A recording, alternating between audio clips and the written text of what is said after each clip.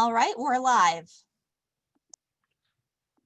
I would like to call the Wednesday, September 9th, 2020 Henrietta Town Board Special Use Permit meeting to order. Please call the roll. Councilmember Barley, Here. Councilmember Stafford, Councilmember Safranek, Here. Councilmember Bolsner, Here. Supervisor Schultz. Here, I will note that Councilmember Stafford is in the building. He's finishing up the audit of the bills for tonight, so he will be joining us shortly. We'll begin with a pledge of allegiance.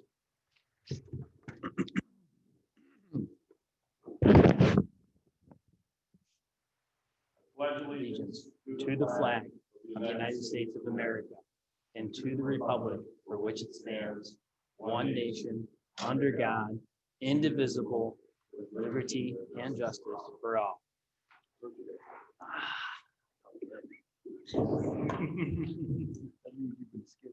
And please note for the minutes that Councilmember Stafford has just joined us.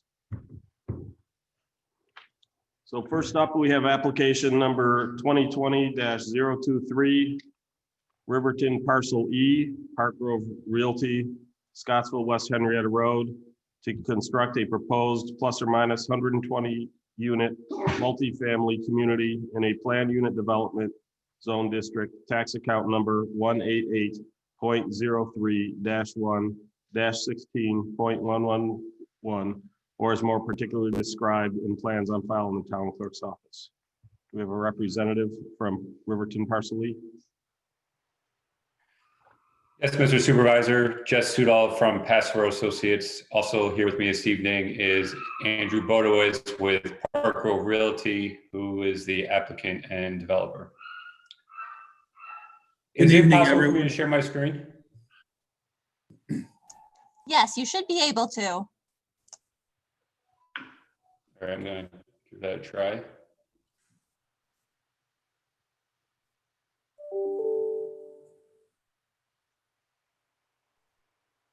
Okay, does everybody see that? Yes. Yes. All right. So again, good evening. We're here this evening regarding a special use permit request to allow, as stated on the agenda, 120 units of multifamily residential at what we're calling Parcel E of the Riverton Planned Unit Development. The Riverton Planned Unit Development actually dates back over 40 years and was established some time ago when there was a significant environmental review. Since then, the majority of it has been developed. When it was originally established, there were certain thresholds put in place for the residential unit mix, specifically as it relates to multifamily dwellings and also single-family homes. Over the last 40 years or so, it has been dissipated, so it's nowhere near currently the amount of allowable multifamily dwellings, which again is an allowed use in this particular planned unit development. The particular parcel that we're considering is got kind of this funny geometric shape, but it spans from East River Road on the east all the way over to Moore Road on the west. That's actually the West Henrietta Road. We're actually proposing to only develop portions of it. As you can see from our site plan here, there is a significant amount of property that is left as open space or green space. We're actually providing nearly 80% of green space on the entire property as a whole. But again, we're really proposing to develop in the two larger land areas, one being on the east side, one being on the west side. The east side, we're proposing 7 buildings. Each of those buildings is 10 units. It's not unlike the buildings that the town approved several years ago, pretty close to Town Hall there, back behind the library and rec center. They're very similar in nature to those. So they have a townhome feel to them. They have their own garages, gabled roofs. Actually, I'm going to try to pull up a quick picture here. This is a project at Park Grove. I don't know, is that still showing the units there? Yes. Now it's showing it. Can everybody see the buildings? Yes. Okay. So that's the similar project that was built in Lansing, New York by Park Grove. We would be using that same building type and building style, townhome type residential feel, even though they are apartments and multifamily dwelling units. We have done a significant amount of the environmental research and work, including putting together a environmental review report. Notably, there is a development which we are avoiding. We have performed a wetland delineation. There are a few pods of wetlands, but we will be avoiding those so that we don't have any impact. And then over on the west side off of Moore Road, we have 5 more buildings there for a total of 50 units to the south. If you can kind of see that subdivision there in our faded aerial, you can see that for the most part, we have relatively limited impact on those backyards. Again, that's partially due to the geometry of the parcel. On the east side of the property, we don't have much in terms of single family adjacency. And then on the west side, we've maximized our separation and provided buffering and berming and landscaping along that property line. Even though along those property line, there are very few homes that have a shallow backyard that are close to us. Most of them are fairly have any significant negative impact on the East River Road corridor, which, as this board knows, has been a topic of conversation for several years now. Recently, we received a request from the town to consider placing a sidewalk on the west side of the project from Egert Drive up to Scottsville West Henrietta Road to connect those two to do, and also to explore some shoulder enhancements along East River Road and Scottsville West Henrietta Road, which again, the applicant has indicated they are willing to proceed in that fashion. Similar to many of the other multifamily projects that this board has reviewed, all the infrastructures, the roadways, everything internal to the site will be private and maintained by the developer. Park Grove is not a build and flip type developer. They build their communities and then they own and maintain them for the foreseeable future, which is the intent here as well. So with that said, that's a brief overview of the proposal. We did meet with the Riverton Community Association earlier this week, who was very much supportive of the project. I assume they would be even more supportive with the recent additions to the project, which are not yet shown on this rendering, namely the side of the site here. I will say it is what we would call an as-of-right plan, so we're not requiring any variances. We are providing overflow parking areas and the types of things that would be typical of residential development. I believe last month this board declared their intent to be lead agency for the seeker review, which is currently working through this process. So at a future meeting, if we were to receive our seeker determination special use permit, we would then move into the site plan review process with the planning board. So that's where the project currently stands. Again, the owner and myself are here this evening and happy to answer any questions that the board might have.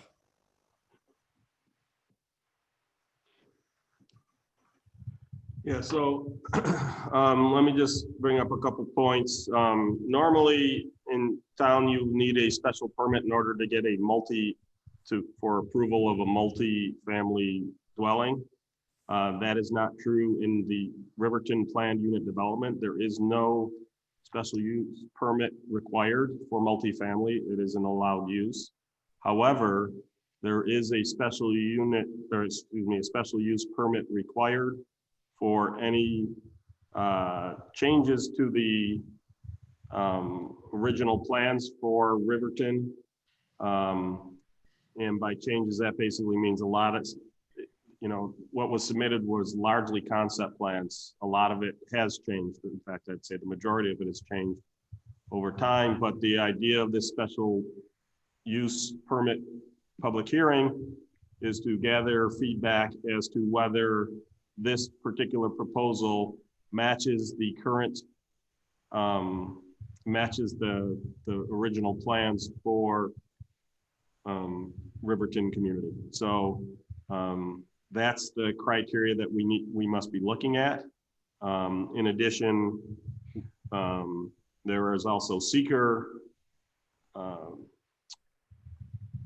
requirements. Seeker is the State Environmental Quality Review Act. And we basically look to see, are there any significant adverse impacts on the community? And that can be, you know, what you think of as traditional environment. So, you know, streams, wetlands, grounds, stuff like that.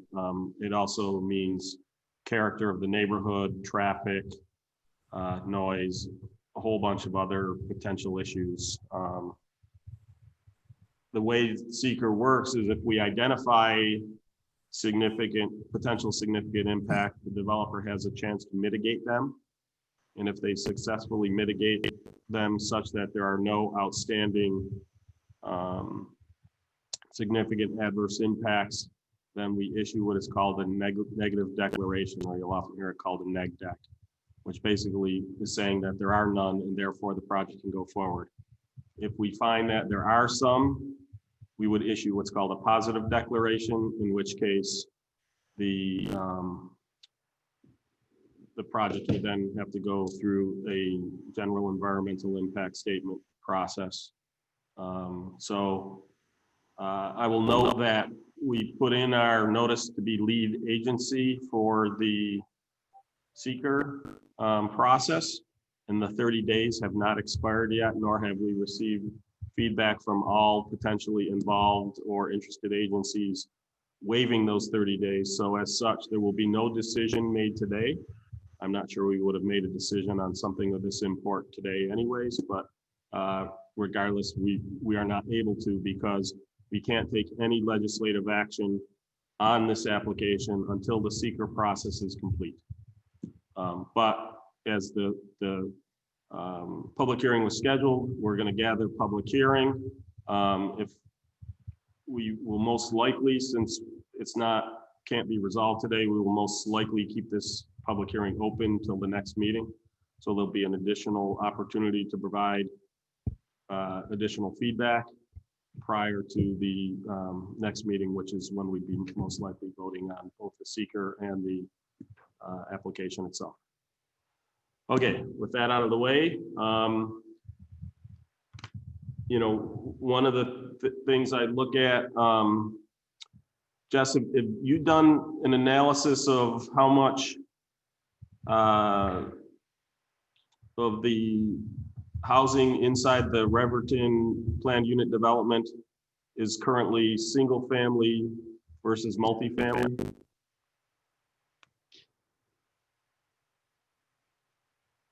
I have not done analysis to obtain the exact numbers. When we first looked at this approximately 4 years ago, we did a very generalized count and quickly found that the amount of multifamily was less than half, I believe, of what was originally contemplated for it. But I did not go through and determine exactly how many rental units there are versus single family homes. Did you have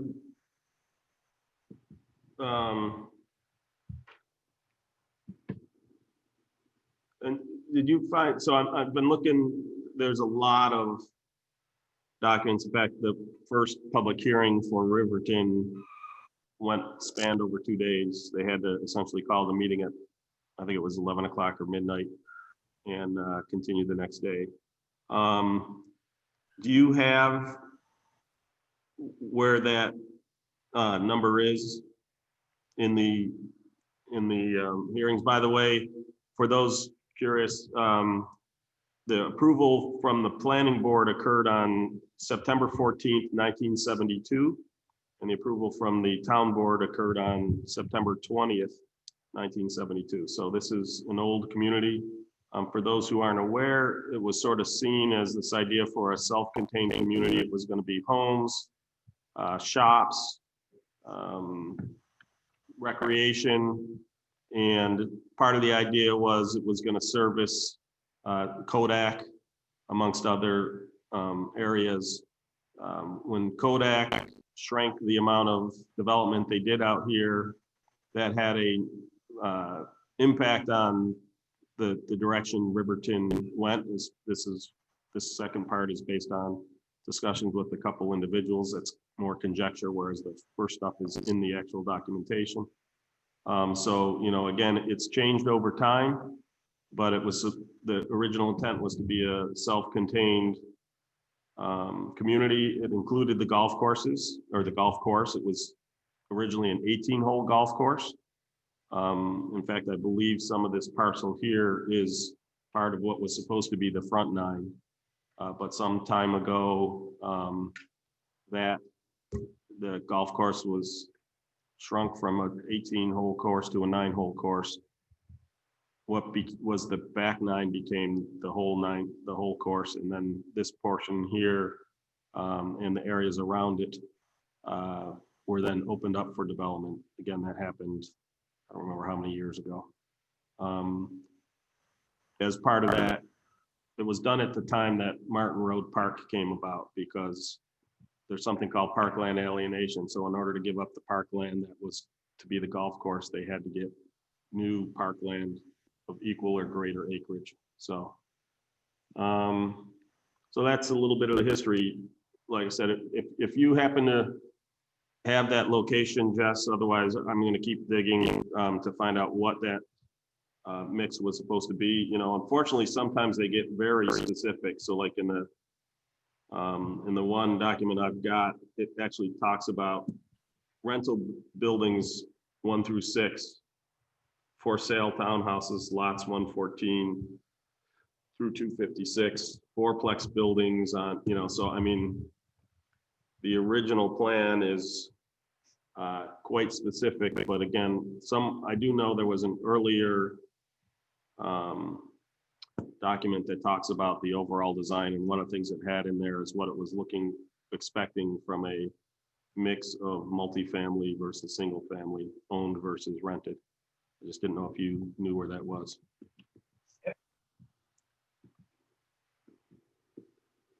I'm flipping through resolutions currently, but not finding that actual number. I think what we can do between now and our next meeting is compare the thresholds that were established in the early 1970s to what is there today, and we can work with the Riverton Community Association and do kind of our own inventory using some aerials to get an idea of what the current unit mix is then.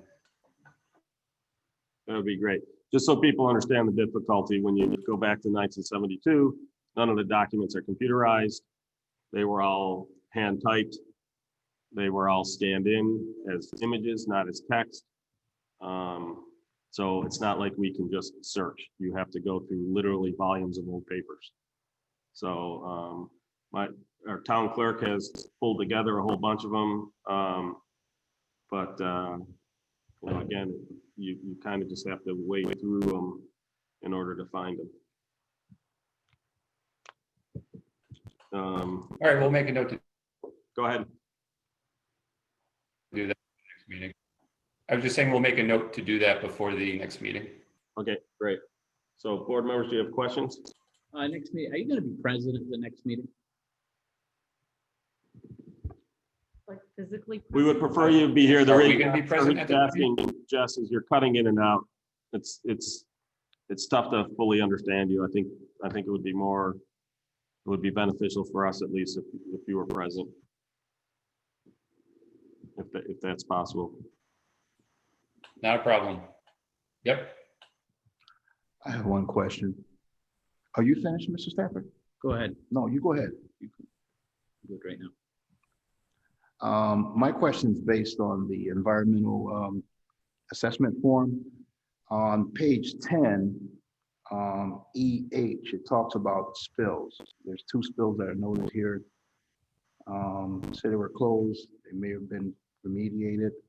One was in 1995, the other was in 2005. Can you tell me, or even the representative from Park Grove Realty or anyone else, tell me what those spills were and what was done, where they were? I don't believe those were on our site. The EAF reports spills that also occurred, within 1,000 feet. any kind of adjacency. But what I'll do is I'll dig into the DEC's database and see if we can get more info on exactly where those are and what they were, to the extent that that information is available. Thanks.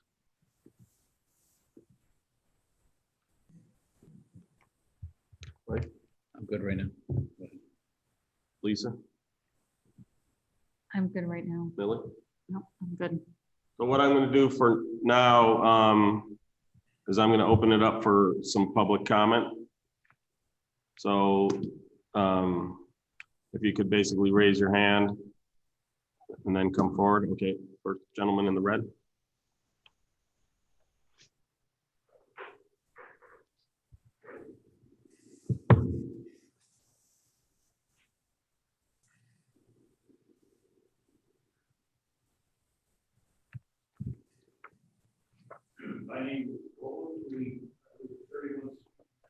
Oh, we can't hear the, Would you please move The closer to the podium. microphone?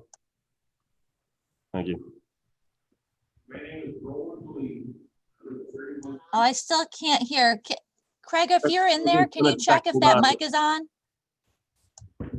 Do we have a hand? phone? Okay. Oh, Say, my name is Roland Lee. I live at 31 Sweet Pea Drive. And out my front window, I'll be able to see all of the eastern section. I stopped this morning to talk to Mr. Martin, your engineer. I had a couple of questions and he answered them for me. My chief concern was what type of housing this was going to be, whether it would be low income, Section 8, subsidized, anything like that. And I was assured that this is going to be market rate housing. Is that correct? Jess, do you want to answer that? Market rate. Yeah, we have not established what the rental rates are going to be yet, but we don't plan on doing any kind of Section 8 low-income housing. My understanding from Section 8, you would have to be on a public transit system. The public transit does not That's reach out correct. here, so I don't even think they're eligible for any such subsidized housing. Right. I was tempted to correct the original conversation here. I was the RG&E engineer who did the design, layout, supervision of all installations for Riverton, and this was in 1971, 72, and 73. So I'm very familiar with the area. And I used to deer hunt with Gene Howlett on the property where I currently live. Another question I had was about the trees. Right now we have a nice tree line over there and it appears, I had not seen this picture. It appears that the tree line will stay there, which screens the housing on Sweet Pea from this new project. That's correct? We're not going to take that woods out of there. So Jess, could you address that? How much of the woods would actually stay versus, it looks like it gets a little thin in the western portion. Is there any way to thicken that up?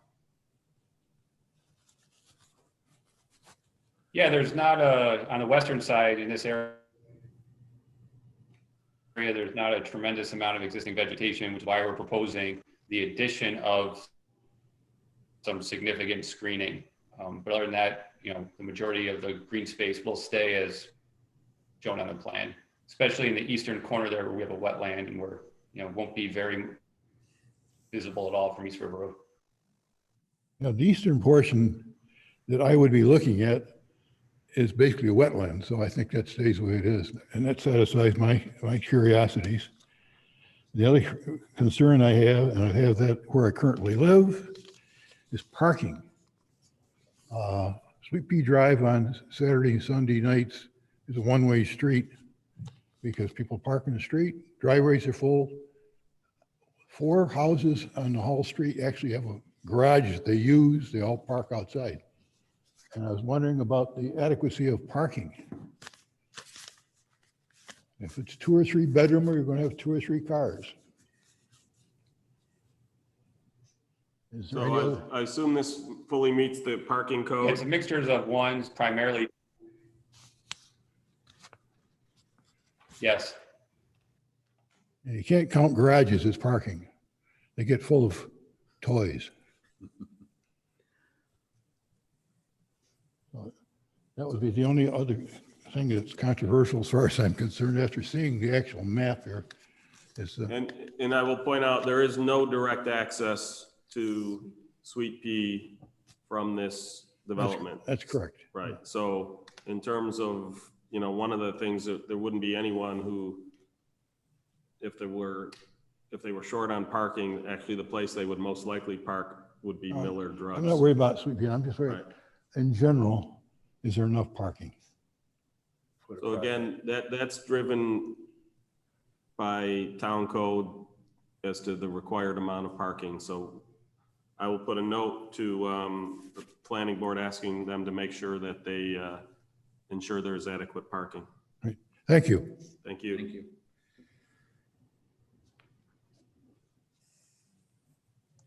Next, someone else with their hand raised.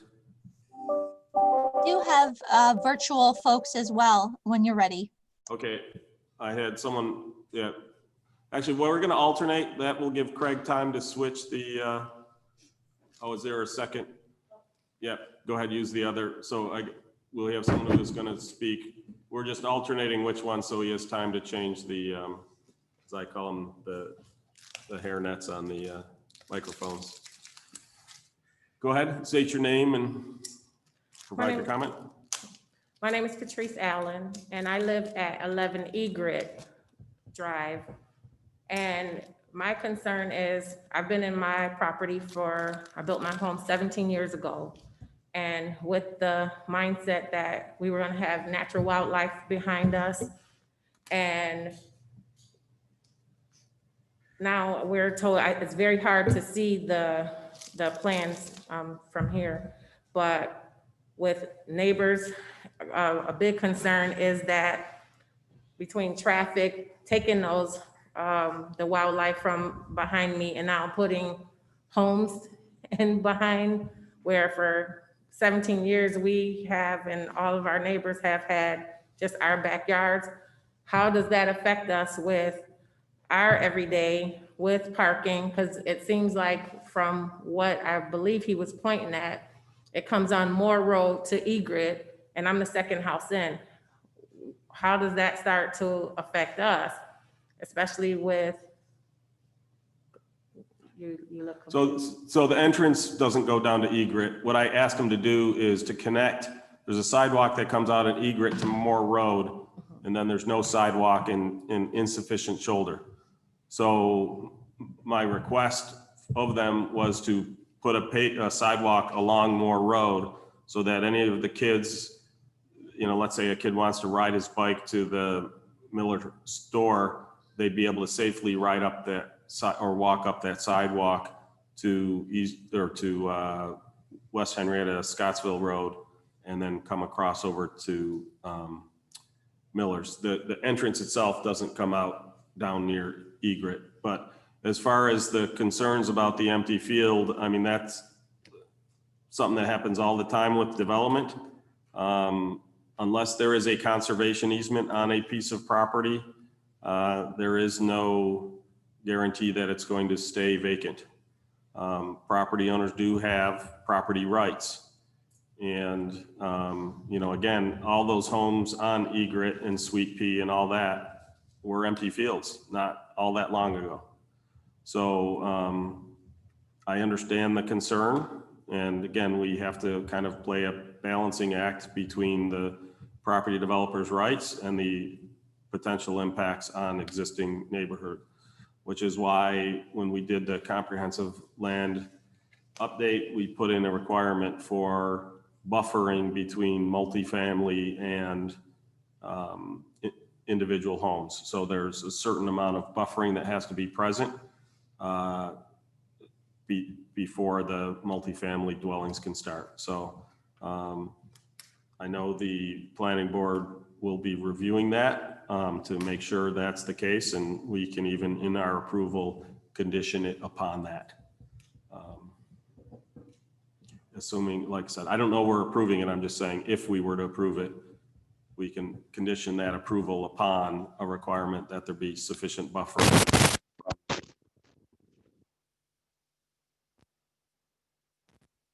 So just for a point of clarification, is this building right in or near Miller's Lot? Right behind Miller's Lot is where the wetlands are. So, but this, the property kind of surrounds it. If we don't have the projector on, it sort of forms a curve around Miller's.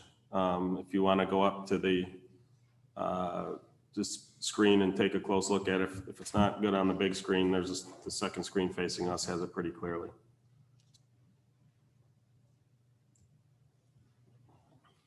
Oops.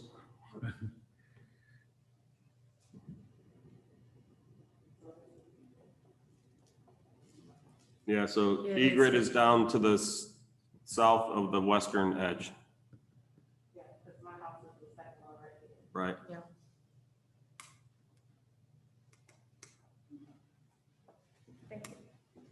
Thank you. Thank you. So were your traffic concerns, were you concerned about the traffic on Moore Road? I am Well, concerned. excuse me, please answer into the mic because they have to take minutes. Yeah, I'm sorry. Yes, on Moore Road, and in the morning it's very hectic, especially I work in the city. Mhm. And so coming in from our school buses and everything else that is out there, Mhm. that has been a concern. And not just that, just our backyards in particular with, if you don't own your property, and a lot of people, and we know, don't take pride in their yards like it is if you own it. I'm not crazy about having people walk through my backyard. Just like we've had people from the apartments or college students, and that has been a big thing of people coming and dumping their trash on Moore Road, you know, and it just raises a concern. So I'm confused about the last comment. Are those people who are basically renting someone's house, or are they? Renting apartments, because there's other apartments in that area right across from Miller's. There's apartments there. Gotcha. And we have had cars pull up on side of Moore Road, right? Because Egret runs into Moore, and dumping trash and things like that, even on the side where it looks like that is gonna be, having trash dumped over on that side also. Okay. So, I mean, it is a concern that now we're having more rental property in the area. And we own, and like I said, I've been there, and my neighbors around me have been there for over 17 years. So would you think that if these were for sale townhouses, for instance, instead of rental townhouses, there would be significantly less impact?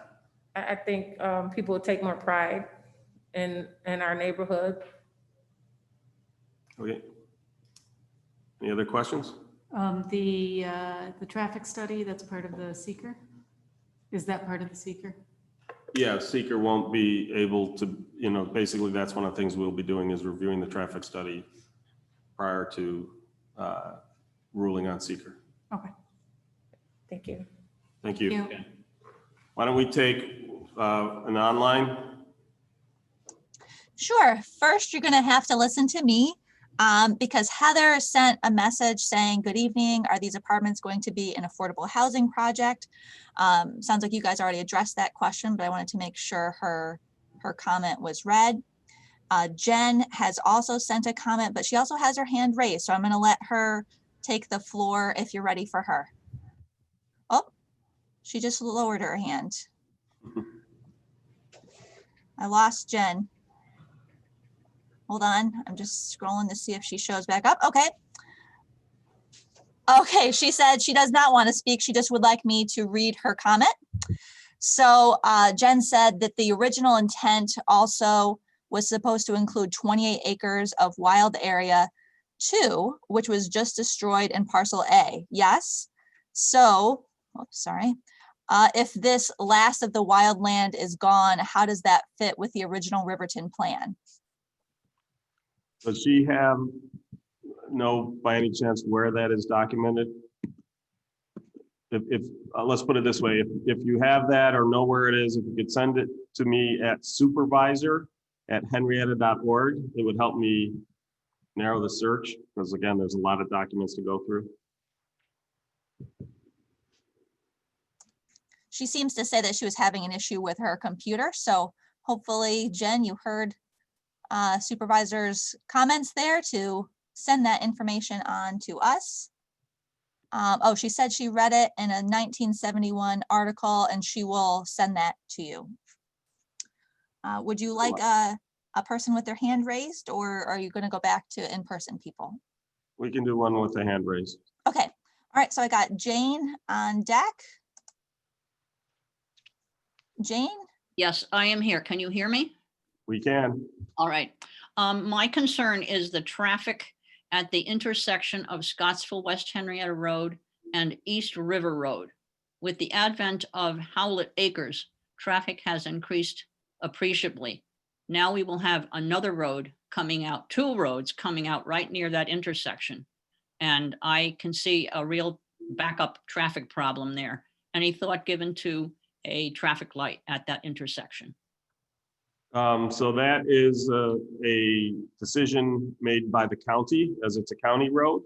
Okay. I see my deputy town supervisor nodding, so it sounds like there would be consideration of it as to whether it would meet the criteria for a traffic light. I could not answer that question, but we will see if we can get the county to comment on that prior to the next meeting. Thank you. Yeah. Okay, do we have somebody in-house? Go ahead, come up to the podium. Hello, my name is Mike Larzak. I live at 30 Warbler Lane. I am directly beneath the west side. First, I'm going to comment that it was sold as Forever Green behind us. It was supposed to be remaining wild because that was the part of Riverton that was meant for the wild space. Okay. Second, my concern is that this high density housing is very not in keeping with the existing neighborhood. No place else do you have single family homes right next to 10-unit apartment buildings. Continued development in the area has hurt the environment. The Fabers are greatly expanded. They've filled in all south and west of there. Howlett Acres is on the east side. On the other side of the tracks, they're starting to clear that. The other side of Erie Station Road has been cleared. There really is no other wild space left. When I first arrived 15 years ago, we had coyotes, we had bears, we had pheasant. Those are all gone. It's a loss to the town. Next point, a large appeal of Henrietta is the low taxes. This comes from a thriving business community. The more properties of a residential nature dilutes that benefit to everyone. With additional houses, we're going to have additional families, which requires additional schooling. So now our school taxes are going to go up.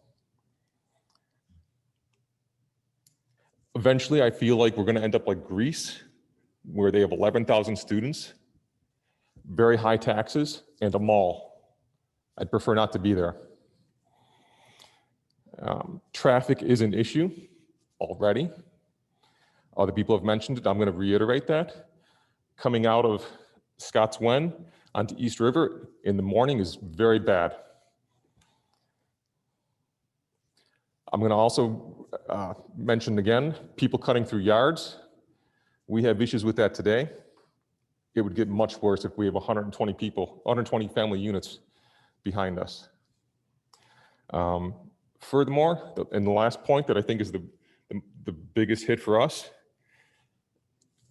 everyone on the west side is going to take a hit in their property values. You're going to have, again, high density units, which are just rentals. I own rental property. I know what happens to them. If they were single family homes that are sold, it'd be a different story and I wouldn't be here today. But 120 units right behind us, it will decrease our values. And that's hitting me in the pocketbook, so thank you. Thank you. Is there someone else? Go ahead, please go to the table. I do have some more virtual people too. Okay, go ahead, go to the table. That way we have time to change the covers.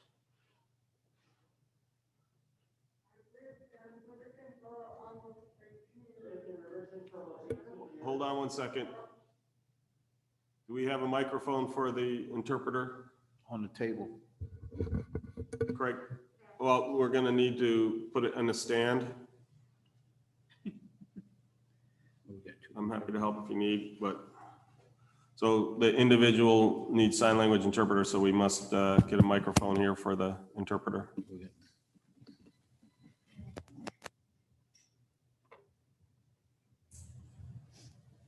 Want to stand up here and talk to it up here.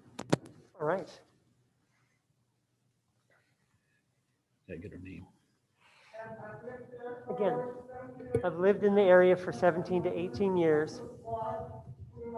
And I remember where people have walked through my property.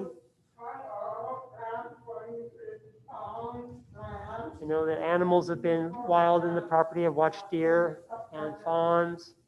I've seen lots of property get developed, and I'm wondering about the loss of that. Now they're talking about building this property, but people who rent don't respect their property in the same way that homeowners do. Very different than the rest of us homeowners there who are taking care of our property. I'm concerned about that. And I thought, why not make the use of some other land nearby? For example, there's a hotel across from Country Max. That would be a perfect place for to do some development as opposed to taking land that's already wild. If other land that's available could be used instead. Trees are important for our environment because they keep our environment cool. The more trees that are taken out, the hotter our land's going to become. I don't want that degradation to the environment. Notice that the air is much clearer in areas with more trees.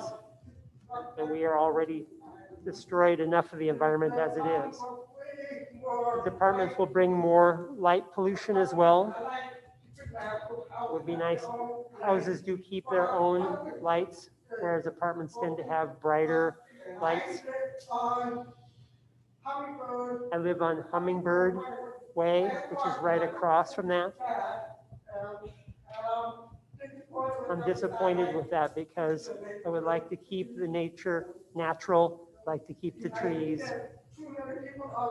There are already too many people in the area. It would be nice to keep it natural as it is. So those are my concerns. Could you ask her name and full address, please? The full address is 109 Hummingbird Way. And my name is Elizabeth Corker, Corker. Thank you.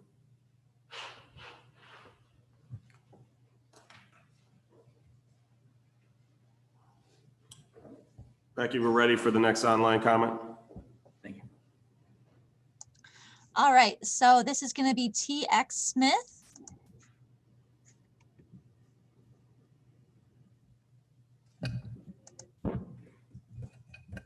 Hello, can you hear me? You Yes, can. yes. Hi, this is Jeff Smith. I live at 22 Mickens Bend. I have a couple of concerns. Basically, the eastern portion of the complex is going to be directly behind my house. I see roadways and parking lots. I'm just wondering, is there going to be berming and shrubbery to block that from our backyard, as well as I'm assuming there's going to be a lot of lighting in the parking lots and things like that. That concerns me, being that it's directly behind my house. The other concern that I have is, which a lot of people have already talked about, is the extreme amount of traffic that we're already dealing with. Prior to COVID, any weekday morning at 8 a.m., if you looked out my back window, the traffic is backed up from East River Road on Scottsville West Henrietta all the way past Mickens Bend. And now you're adding 7 apartment buildings right within that space with hundreds of cars. I'm wondering how we're going to deal with that.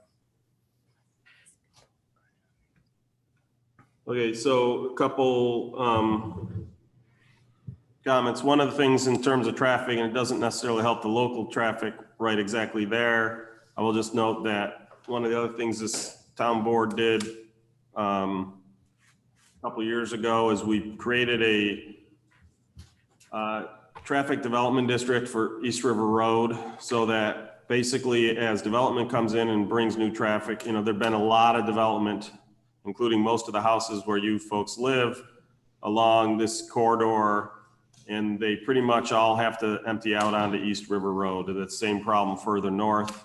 As you go to Farrell Road Extension, all the houses built along Farrell Road Extension, the only way out is onto East River Road.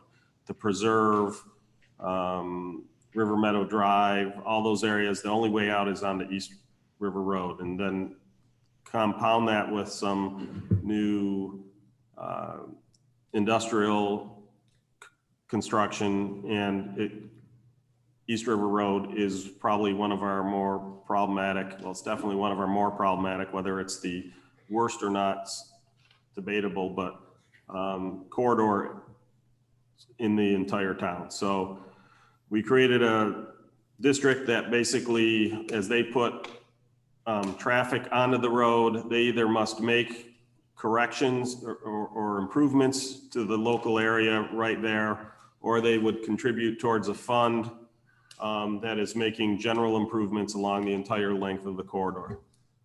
This project is subject to that.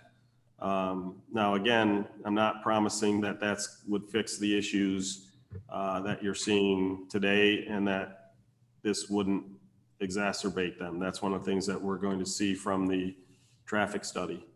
But there is definitely, like I said, there has been work to try to improve the East River Road corridor itself. But I definitely see that, yes, traffic in this area and all up and down that corridor is an issue. In terms of berms and other screening to the north, Jess, could you address that, please?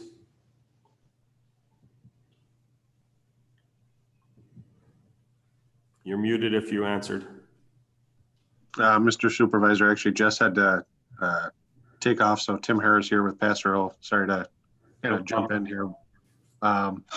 So to answer the questions about the screening and the berming, to the extent practicable on the north side of our proposed development, so the south side of Scottsville West Henrietta Road, immediately adjacent to the homes on Mickens, we're going to try to preserve as much natural vegetation that along the road as possible, and if not, if it does get to be a little bit thin, we'll add some landscaping there.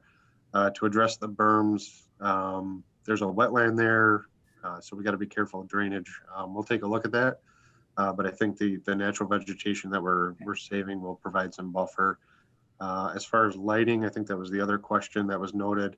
There are no parking lots associated with this project, just to be clear. They're simply private roads with driveways to each of the units. The only lighting that'll be associated with the project are we'll call them decorative, quote, acorn, unquote, style lights. They're nice looking decorative 16-foot tall, so they're not your Patrick GMC lights, on the corner of West Henrietta Road there. So lighting will not be a problem. They'll all be dark sky compliant with full cutoff shields and LED, by the way, just, for energy's sake. Thank you. Could I just ask one more thing about the traffic study? Sure. Right now, traffic is a fraction of what it was prior to COVID, because a lot of people aren't going to work, a lot of kids aren't going to school. So if you're doing a traffic study now, it's not going to be reflective of what traffic normally is out here.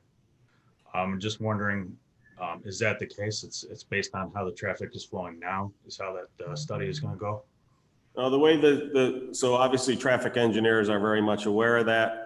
They would take the data from the last available time that road was monitored, and then they would add in additional increased background traffic based on development in the area. So for instance, if it was a couple years ago and there were, 20 new units built, some, in the area, they would add some to that. And then basically they would take a look at what the proposed traffic would be for this development, and they would essentially add that to the models, and it would change. They basically give grades to the intersections, kind of like school grades.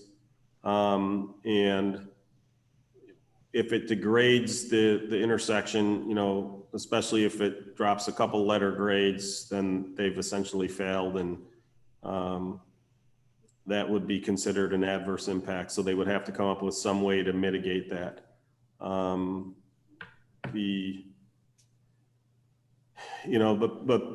to answer your question, no, it wouldn't be, new rope measures right now, because everyone realizes that this is an abnormal time and you can't get accurate numbers because there's far fewer people driving still. It's not as bad as it was earlier this summer, but it's still down from the normal traffic. So that they would take that into account in their modeling. And just one more question. Is there anything that can be done as far as petition signing or anything like that from residents that would prevent this from happening? I can't say it would prevent it from happening, but it would be taken into account in the decision. What I would suggest is that you put together an articulate explanation of how it would have a negative impact on your community. And then that would be what you would pass around. So if, and again, I would suggest you can send those to me at supervisor@henrietta.org. I'm happy to collect those for you if you want me to take a look at, how to form one properly, so that you basically would want the individual's names, and you would need their home addresses. Some people we've had one where people were trying to complain about the local stuff, and they were actually getting names at Marketplace Mall, including people who don't even live in Henrietta. So those aren't valid signatures. It should be people who, would be impacted by this development. So, people either in the roads in and around there who would see it or be impacted by its traffic, stuff like that. Those are the people who should be signing that petition. Okay, thank you. You bet. Do we have someone else in-house who wishes to speak? Do we have someone? Oh, go ahead. You can come up to the podium. That one's been changed.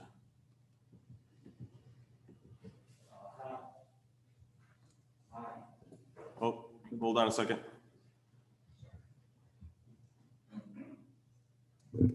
You have to turn it off when you're changing the thing, or else it sounds horrible. Hi, my name is Lindsay Morris. I live at 84 Harvest Ridge Trail. It's a new development in Howlett Acres. And I just want to reiterate that I don't think that the rental properties will have an appreciable effect on our property values there. I think it's going to be diminishing.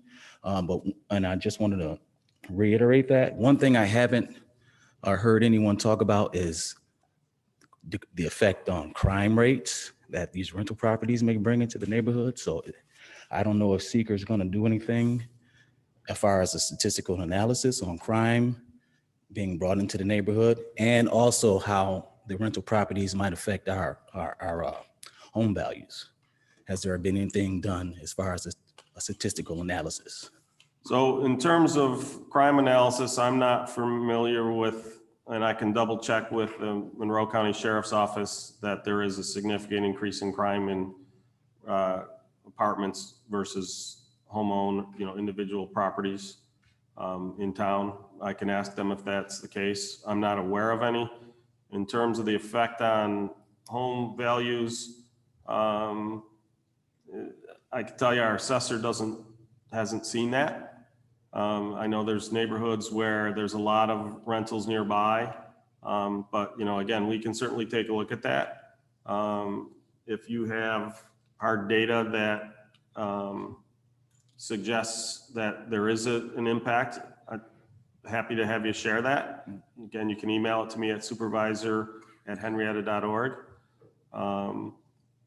In terms of I do know that, like I said, from a feel of the community, the impact on the neighborhood, there's a lot of people who feel you're far from alone, that feel that ownership plays a big part in pride and community, how they, the upkeep of the property, how they interact with their neighbors.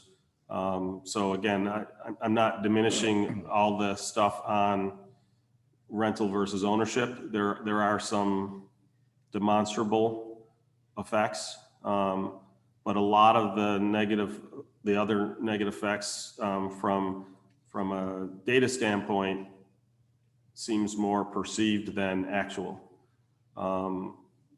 But just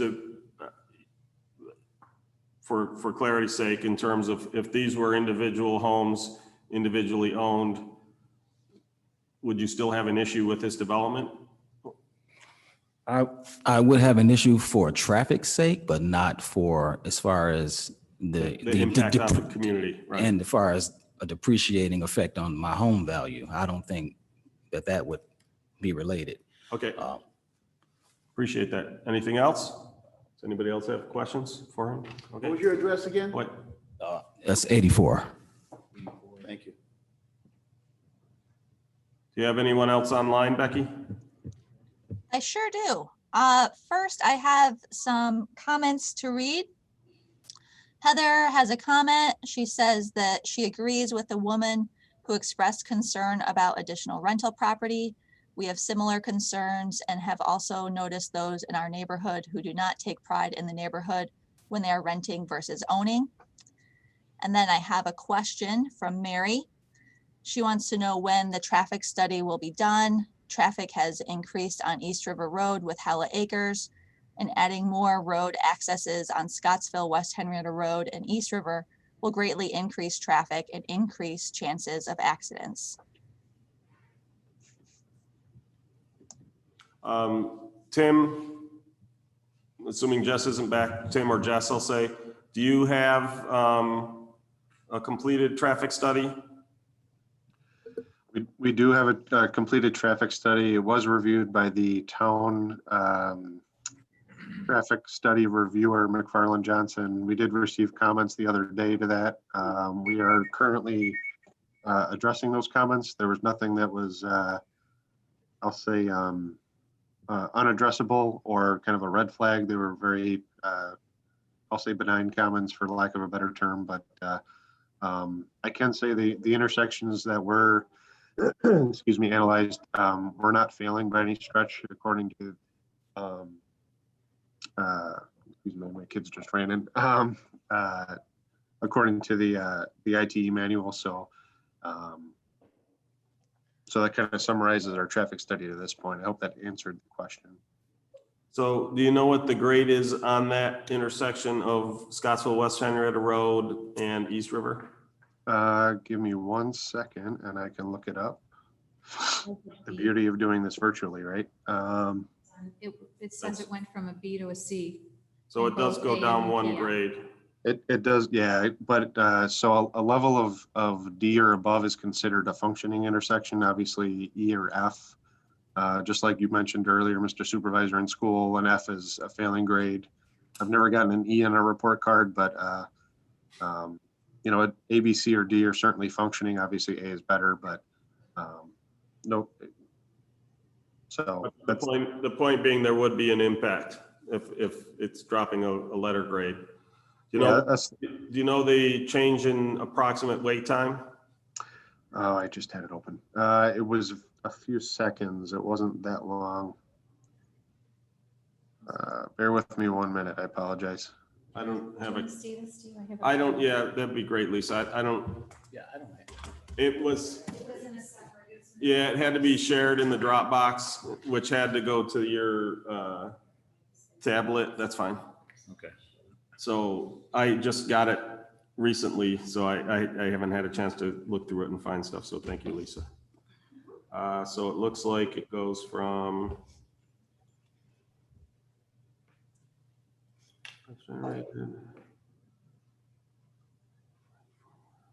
7. Yeah, I don't see the time on there.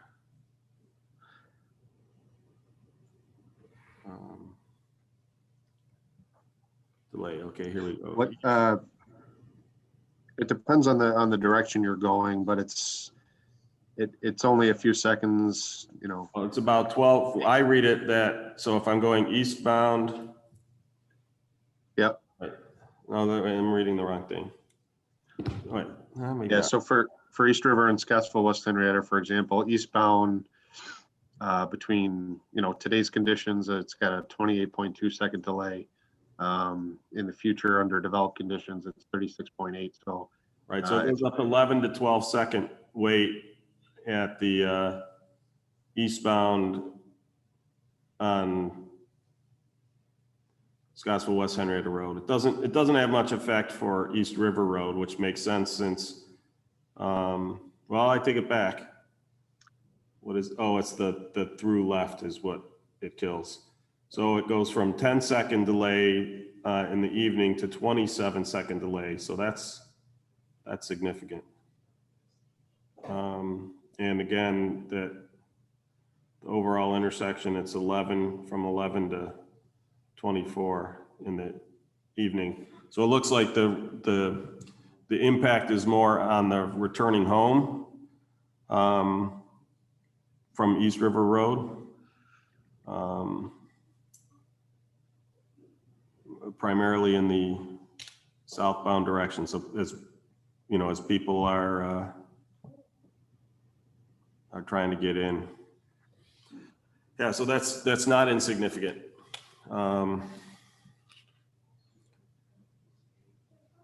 So the AM, again, on the AM conditions for East River Road, there's really minimal impact in any direction. It goes from, in fact, it's no change, 15.9 to 15.9, 6.3 to 6. In the north, in the AM though, again, where the bigger impact is on at the eastern end of Scottsville and West Henrietta Road, it goes from 28.2 to 36.8. So you're adding 8.5 seconds there. And in the PM, it goes from 19.4, yeah, so about 8.5 seconds there. In the PM, it goes from 19.4 to 30.4. So you're adding about 11 seconds there. Was that study done before the Howlett roads were added to East River? No, this has Howlett Acres developed conditions. So this is the conditions, including Howlett Acres. Since he wasn't mic'd, the question was, is this before or after Howlett Acres was developed? And this one includes the development after Howlett Acres. So it includes the traffic that they've added to the road.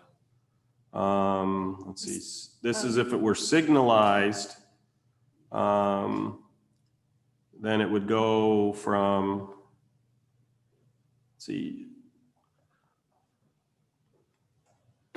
Well, wait a minute, I'm confused here. Why is that one so high and it wasn't somewhere else?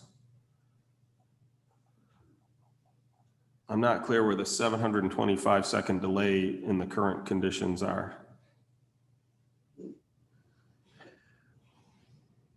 Yeah, I believe that's a typo in the report there. Okay.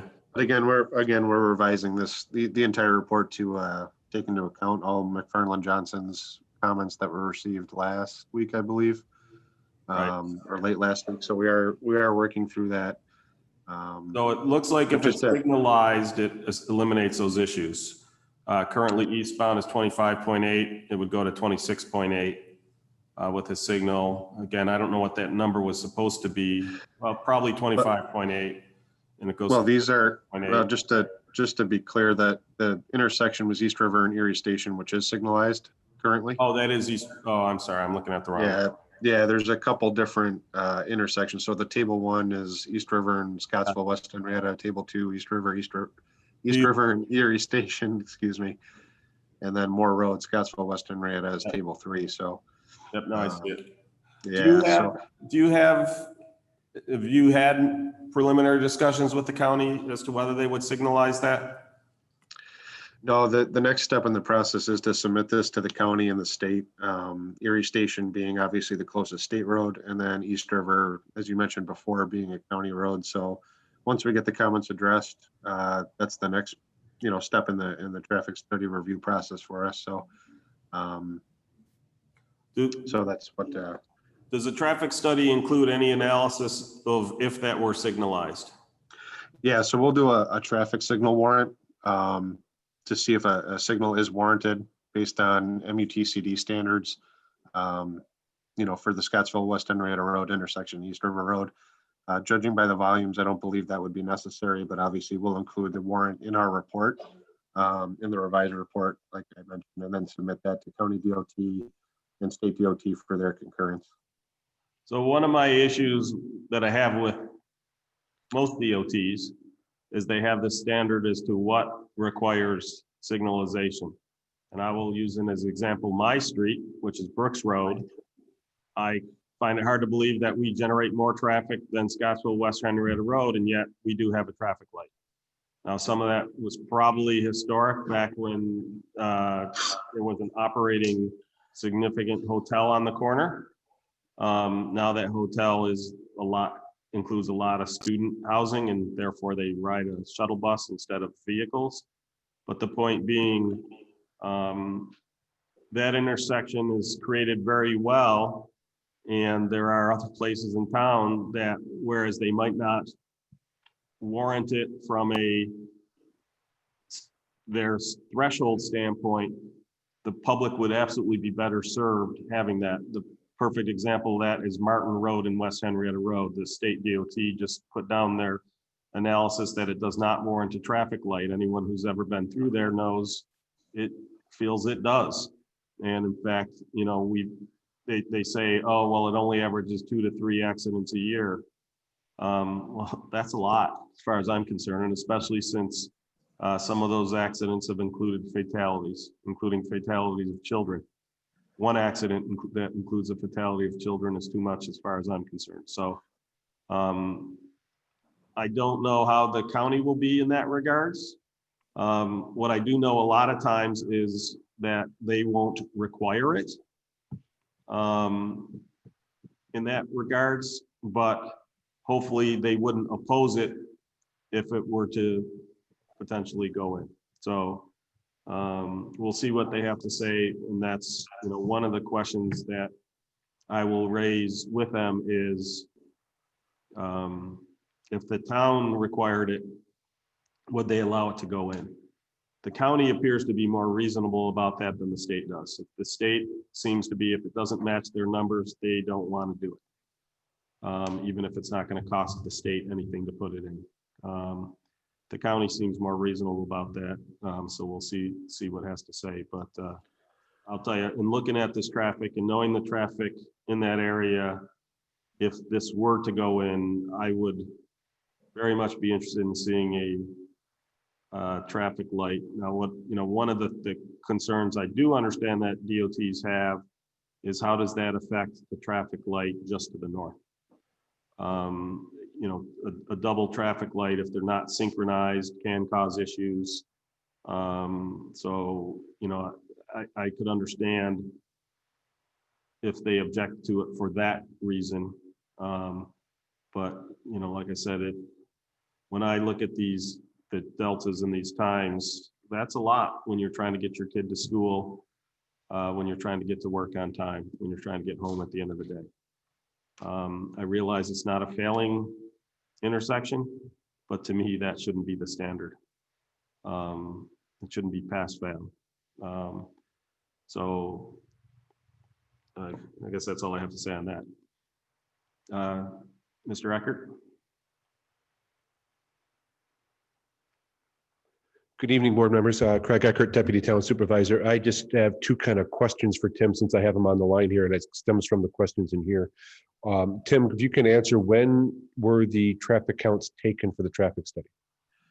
So great question, and it was kind of reiterated earlier, but what we did was we actually used the SRF study that was completed for Howlett Acres, which those counts were done a couple years ago.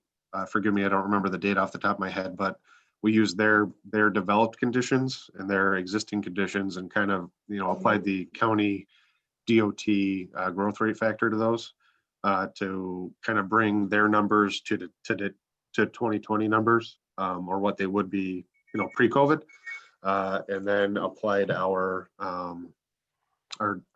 trip generation from the IT manual based on the usage of the property or of the proposed development, and then generated our developed conditions and level of service analysis using Synchro as a result of that. So the traffic study in Howlett, which is probably about 3 years ago or so. It says 2017 in the Okay. document. Good. So 2017 is the SRF study to Howlett Acres. Monroe County DOT had one, if not two, mitigations to East River Road. One I know was Erie Station at East River with an added right turn lane, and that was actually supposed to be implemented with Howlett 3. Do you have that study, or is that information in that study? In the SRF, study, yes, it was. So that was all included in our analysis. Okay, so is there a second mitigation to East River at Scottsville West due to the Howlett Acres subdivision? Not that I recall from the study. Okay. I'll have to re-review that, but I don't recall there being any other mitigation to that intersection. So in a conversation with the maintenance manager, Tom Cesario, and John Raymond at the county, I recall them looking at or wanting to continue to look at that intersection, which is why I was nodding my head at a potential for a light or something else mitigated to that. But they don't want to put in an actuated light because it will create a timing sequence problem to East River at Erie Station, which is what the state doesn't want also. So I don't know what else they were looking at to mitigate that intersection, but I thought that they had some ideas that may have to be implemented later after phase 3 of Howlett Acres was developed. So that's what I was just double checking with that study, and I didn't have it in front of me. So I wanted to double check that time frame when the study was done. So 2017 is fairly recent, pre-COVID, and there were some mitigations to those intersections that I think were to be developed from Howlett Acres. But if that's not entered into his study, then it's not going to offset. It's not going to make that intersection look better if that stuff's not in yet. Is that what you're understanding what I'm saying? Understood. Okay, so thank you. Those are my questions. Yeah. There's also a note here that Scottsville, West Henrietta Road, and Moore Road were not included in the in this particular study. They were translated from the information, the rest of the information. Is that in the SRF for Howlett Acres? Yes. Okay, I was gonna say, because it has to be in this one. Right. Okay. Are you ready for me again? I am. All right, so I'm just gonna check in with Sandy because she had her hand raised for a while and then she lowered it. And I wanna make sure she's okay. So Sandy, I'm just gonna check in with you. Do you have any questions, Sandy? No, I just wanted to, first off, I'm Sandra Lehman, 55 Greenbrier Lane. And I have been a resident of Henrietta for many, many years. And many, many years ago, somebody knocked on my front door and said, we're from an organization in Reston, Virginia, and we want to come in Henrietta in an area called Riverton and put in a planned unit development. So as I listened to some of the people talking, they were saying, well, you know, there's mixed use. Well, that's what was developed. That was the game plan when Riverton was developed, and it was based upon a project from Western Virginia. I'm hearing all the concerns of today.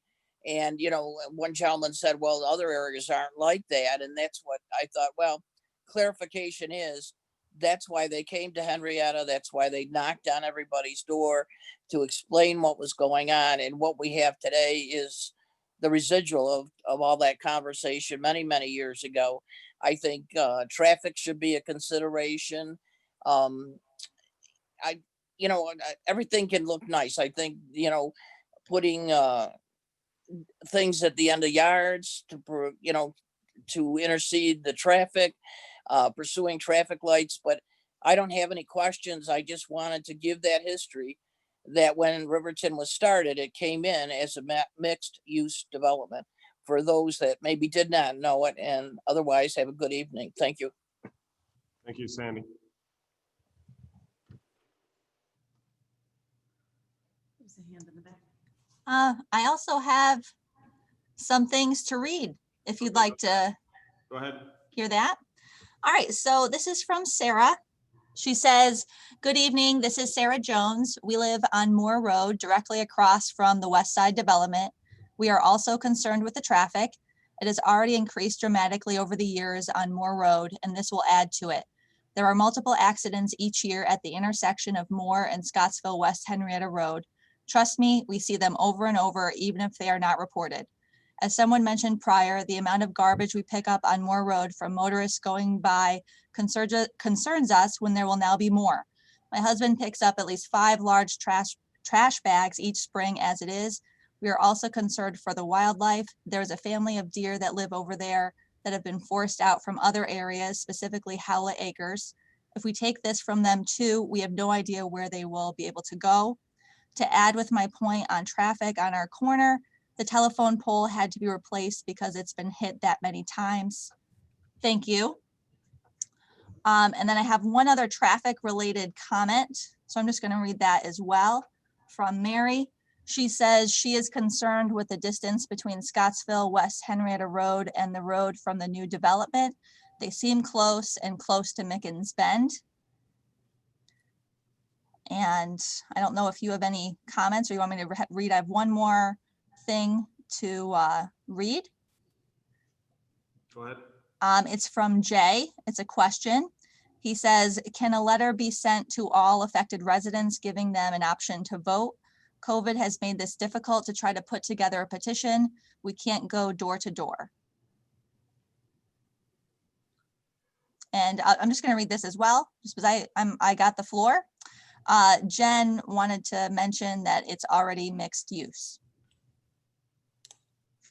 And that's all I got on my end. I didn't hear that last one. The Riverton's already mixed use because Okay. you've got the Miller, for instance, I right? just didn't hear which.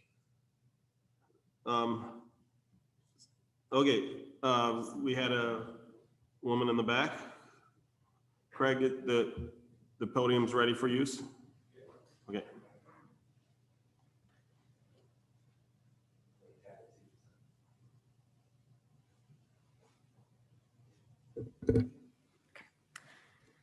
I'm Kimberly Klubeck, and I live at 15 Butterfly Lane.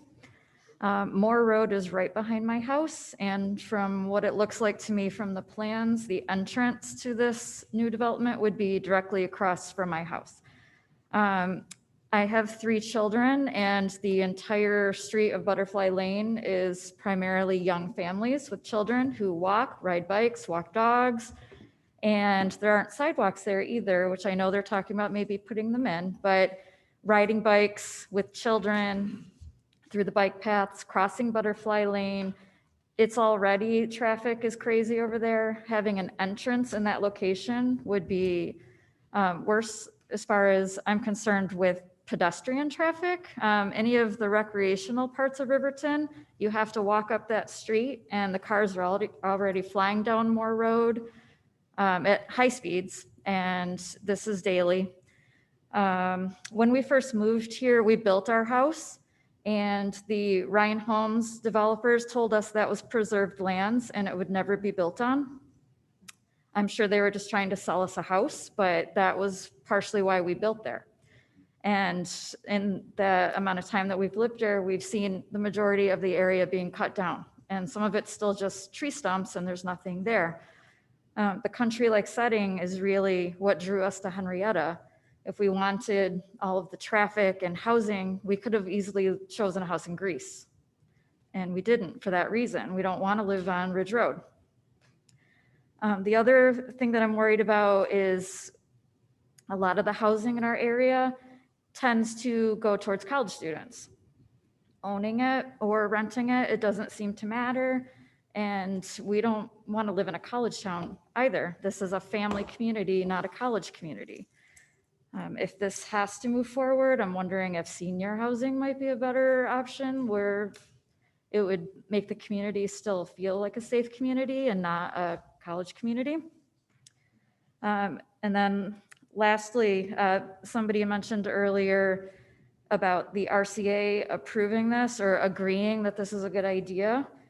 That's the Riverton Community Association. I live in Riverton and I have no knowledge of this. I'm not sure who's approving these things or if they're sharing this information with the residents of Riverton, but I did not have any knowledge of that. The only way I knew this was happening, I got the letter in the mail and then I saw it on Facebook. That's it. So I'm not sure if a lot of the neighbors do know. Again, the COVID situation has really made communication more challenging. And again, just about the school part, they just redistricted the area a few years ago, and this was not in the plans for Leary and Vollmer, Berger. Are they going to have to redistrict the schools yet again? It's just a lot to bring to our community, and we'd like to keep it at least a little bit of the wildlife in the area. It's just sad to see all of nature being taken away from our area, but we don't want to move. It's our home. So thank you. Just to touch on a couple of your points, one of the things I've been working with the school district to potentially acquire a parcel of land in the area. Interestingly enough, if you read the original Riverton proposal, it was supposed to include a school right on Scottsville West Henrietta Road. In fact, it talks about it was supposed to be near where the community center is. But we've been taking a look at potentially land nearby so that there was they could potentially add a K-5 school in that area, because there have been a lot of new, even to be honest, the number of units here hardly puts a dent into what's been added in the past 10, 20 years. When you look at Berkshire, Holiday Acres, pretty much all the streets that you guys live on. I had a friend who moved on to Sweet Pea. He constructed his house on Sweet Pea. That wasn't that long ago. When you add, again, all the homes out on Farrell Road Extension. So when they created the rural residential area, they did not include the land west of the train tracks, which is why you've seen all the development go into the area west of the train tracks. So it's pretty much all been filled in because of that. Riverton's property rights actually predate most of that. However, again, one of the things that someone mentioned, if we can find mention of that required percentage of open space, if this would put it below that, then this would not be allowed. Because again, that's one of the things that we're supposed to vote on is this keeping in line with the original numbers, the original design of the community. And if that community was approved with a certain amount of open space, now unfortunately in the planning board, I couldn't find mention of that. I'll keep digging and seeing where I can find that. But if there was a commitment to some percentage and we're not at that, then this could be denied, because again, that's the whole point of the special use permit. I think that's most of the points. Thank you. Thank you. Thank you.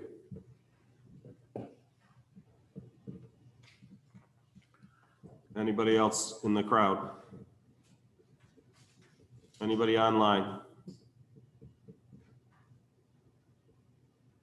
One question I have for the developers, are your roads at least 27 feet wide?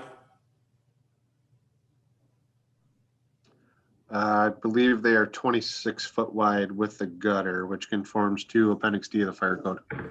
Well, it's not necessarily just fire code. In the district, it absolutely says, one of the things they were crystal clear on is that all residential roads shall be 27 feet wide as measured from back of gutter to back of gutter. So make sure you're compliant in that regard. Nope. Actually, Mr. Supervisor, I was wrong. As I double checked these, we've got two 12-foot lanes, and if you add the gutters on, that's 27 foot wide. So my apologies. Okay. I have one additional question. Okay. It's from Jay. He's asking, is the smaller road running parallel Scottsville West Henrietta Road a dead end at East River? Craig is nodding. I'm not sure which road you were saying. The road running parallel to what? Running parallel to Scottsville West Henrietta Road. That's a driveway access, I think. To my knowledge, there was no, It's a driveway access. Tim, can you pull the map back up, please? to my knowledge, there's no access from this out directly onto East River Road. You see that, Craig? Yeah. Is this the road we're talking about here? I think that's what. Yeah, if that's the one he's talking about, that does not go out to East River Road. Yeah, that ends with a T for fire apparatus turnaround there. It has what we usually refer to as a hammerhead.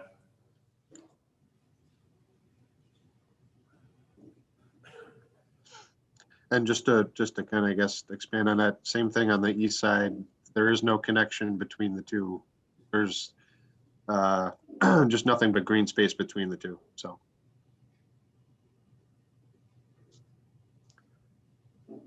Say that again?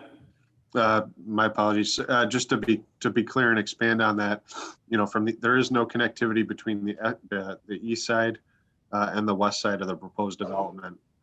The road dead ends on either side, just to be clear, I guess. Okay, thank you. I have a question. If one of the individuals who spoke on this subject could address it. Of course, one of them I think was online. I don't know if they're still with us. People were talking about people cutting through their yards. I'm curious, where are those people cutting through to onto this largely open space? Coming up, if you're one of the people who address that. I'm just trying to get an understanding of where the cut throughs are currently occurring. So I'm at 30 Warbler Lane, and they'll come from the pharmacy through those fields and through our yards. Gotcha. And I've also seen them go from the pharmacy again, and then east along into the fields, and then out onto Sweet Pea. Gotcha. Okay, appreciate that. I do also have clarification. I think we may have not answered Jay's question. He's saying the smaller road running parallel Scottsville West Henrietta Road. He's talking about the one in the right-hand corner by East River Road. That's the one we were talking about. So Okay. that's a driveway that comes in off of the entrance from Scottsville West Henrietta Road. It does not go all the way to East River Road. It stops before it gets there. So to his answer, yes, it dead ends. This looks like an older drawing because I don't see that ends up pretty close to the right of way. I thought it ended up shorter than that. Yeah, I think the rendering's just a little askew with the aerial. But you're right, it does end a little bit shorter.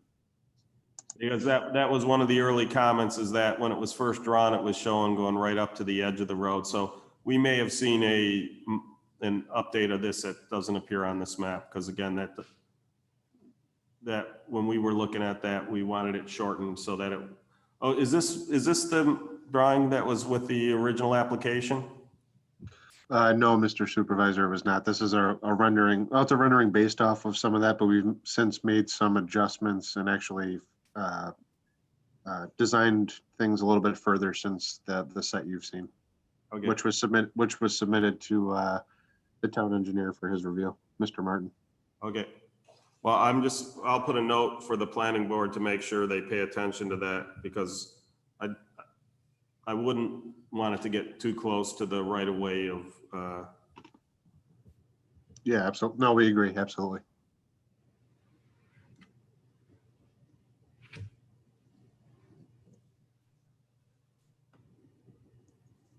And Mary had her hand raised, but she's since lowered it. Mary, if you'd like to say something, just raise your hand again. But as I said, she's lowered her hand, so it looks like she might be all set.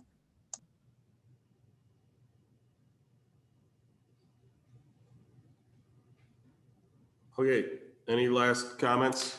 As I said, I don't intend to close this public hearing, especially since we have some additional information that we've requested from the developers. And again, I'm sorry, if we have, well, I have one more go ahead. comment. This is James from 23, I think he means Sweet Pea. He has a concern with the drainage from the pond from Sweet Pea Drive. This past January, there was an issue where the pond that drains to the creek behind was a problem and flooded my basement. Are they taking consideration of drainage due to the pond on Sweet Pea?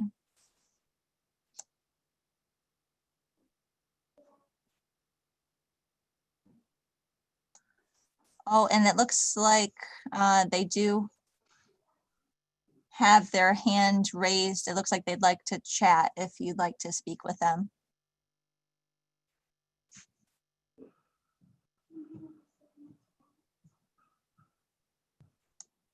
I can't hear anything.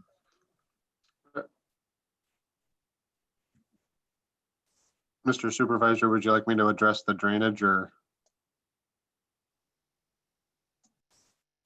Don, did you hit the audio again? We don't have any audio from the main meeting room.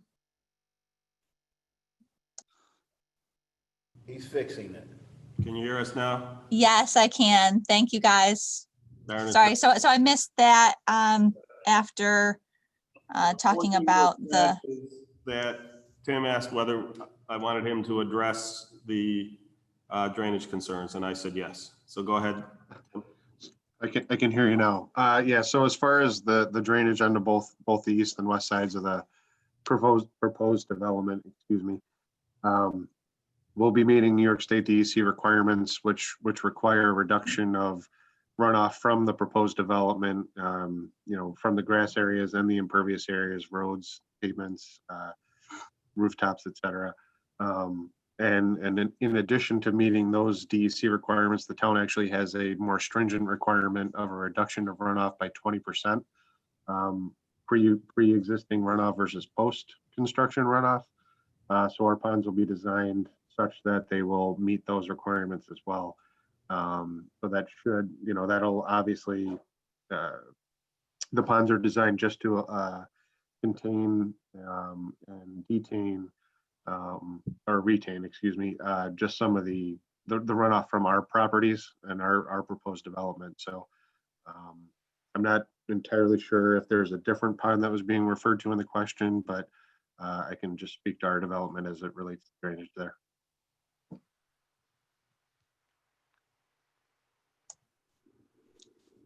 and I do have a hand raised from Jeff Smith. If you'd like to hear from him. Go ahead. Yes, hello. There was a question raised earlier that I was interested in hearing the response, but I never heard one about the possibility of a vote going out to all the affected residents due to the fact that it'll be difficult to go around door to door because of the COVID situation. Is that something that is possible? I'm not sure what you mean by a vote going out. We could look at other means to collect, if those individuals again want to we can take a look at setting something up where they could potentially do that online. I don't know how we would potentially communicate with them, but I guess you could put something in their, you could put something right in the newspaper tubes in their mailboxes. Okay. For public comment or for vote? Again, I don't know of any such vote per se, but the idea was, could they do a petition in a COVID safe manner? So my point is, if we had basically a location where they could send that information, I'll talk to our IT director about creating an email specifically to receive those petition responses. We could put that information, and then interested residents could essentially get that information out to their neighbors. Okay, thank you. Yep. I'm going through the utilize the future. I'm on the April 5th, 1972. So again, I've been going through these, scrolling through this as we're in. I will say it's very interesting to read these old town board minutes. They used to itemize every single receipt and approve every single receipt. The biggest thing is when you look at the prices, because again, this is 1972. It's, oh my God, it's, you just look at, really? That's what you just paid for a truck? We're lucky we can get a wheelbarrow for that price. So, you know, per Sandy's comment, the developers, they'd originally done one in Reston, Virginia. See, zoning of 1,300 acres and the additional 850 acres. So approximately 2,200 acres.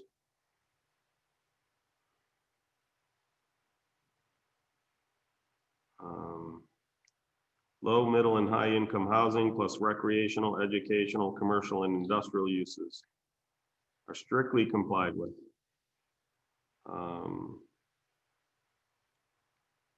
Additional to be included in the present plan unit until all the above conditions have been totally met. Yeah, I can't, unfortunately, I can't find anything that's calling for the specific set aside. Again, that doesn't mean it wasn't in following discussions.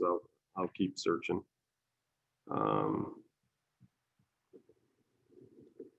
They had to come up with $10 to $12 million to finance it.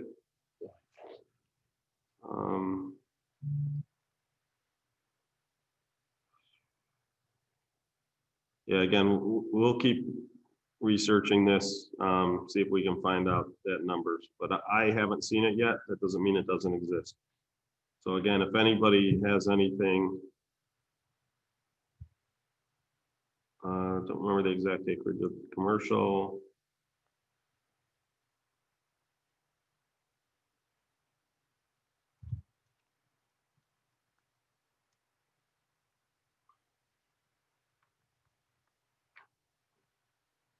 Yeah, again, I'll have to keep, there's a big, long discussion on this done through, interestingly enough, the assistant, one of the assistants to President Nixon weighed in on this.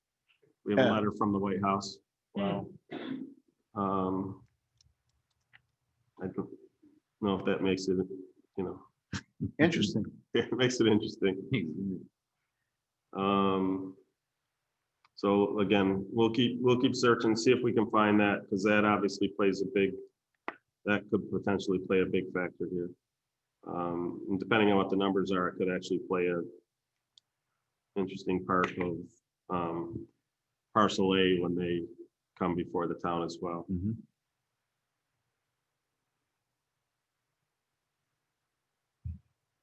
So I'd just like to thank all the residents for coming out and voicing their opinions. It's very important that we hear your voices.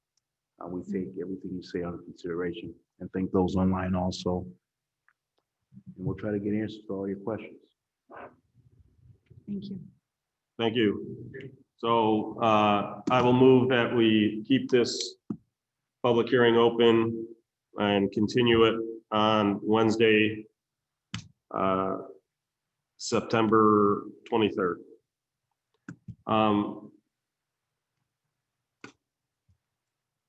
I guess A my second. question is, should we do it at the special permit or should we just do it at the main board meeting since that's where we would have to do seeker anyway? Is there any issue with me keeping it, continuing it at the main town board meeting on the 23rd? No, let's just, if we're gonna change are we gonna advertise? We'd have to get the note out somehow. We would. Yeah. Okay. As long as we advertise it. Okay, so we'll hold it during the main board meeting instead of holding it during the special use permit because the folks from Burger King have been very patiently waiting out in the lobby.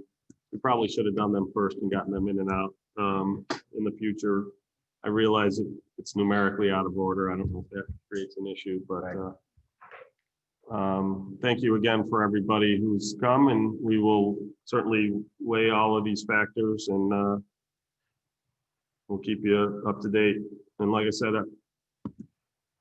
for those who are interested in trying to organize the petitions or whatever, again, email me at supervisor@henrietta.org.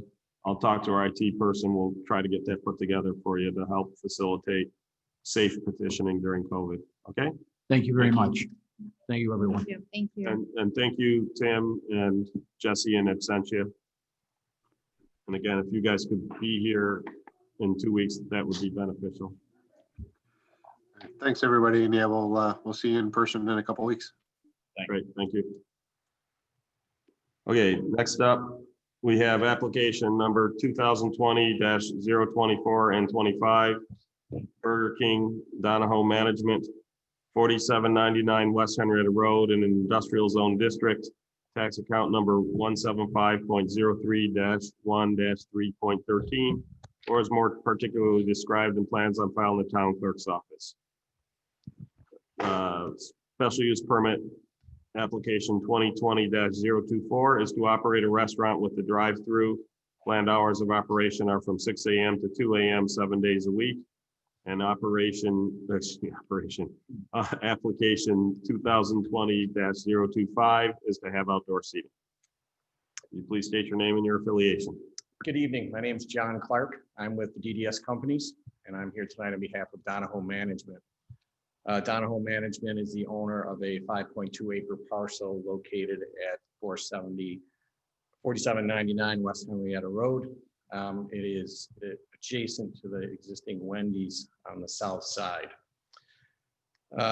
We're here tonight seeking a special use permit for the restaurant use and outdoor seating, as well as a seeker determination, understanding that we're beginning the process here and there's still things to go through on that end before we get a decision, but wanted to introduce the project and make sure that any questions that were asked tonight. As we said, the site is 5.2 acres. It is zoned commercial B1. And there is an existing building on the site currently, and that building is scheduled for demolition in October. So we're hoping to get that down right away. The proposed project is the construction of a 3,500 square foot restaurant. Burger King is what is proposed to go there. It will have outdoor seating. We're going to be subdividing the lot. There'll be an acre that'll be subdivided off for the Burger King. The Burger King will be located on the southeast corner of the site, so it'll have frontage on West Henrietta Road and will be on the parcel adjacent to the Bible Way Assembly Building. There is plenty of parking on the site. There's going to be your typical landscaping, lighting setup that Burger King has and that meets all town code. Right now, we're proposing two access points.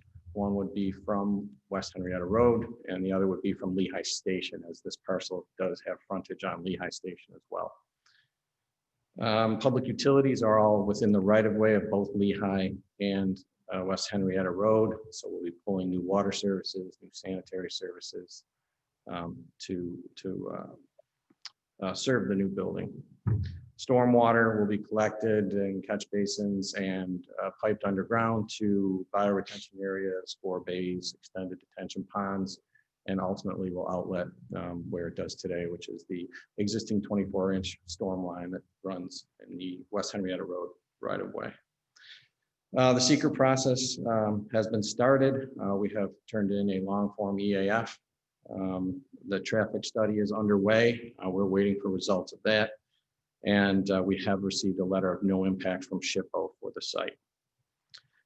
We've also begun to think about the site plan approval process that needs to happen here. So we are on the agenda for the September 22nd planning board meeting that will be coming up to get the project kicked off in that realm, understanding that we need the special use permit before we can get any sort of final approvals.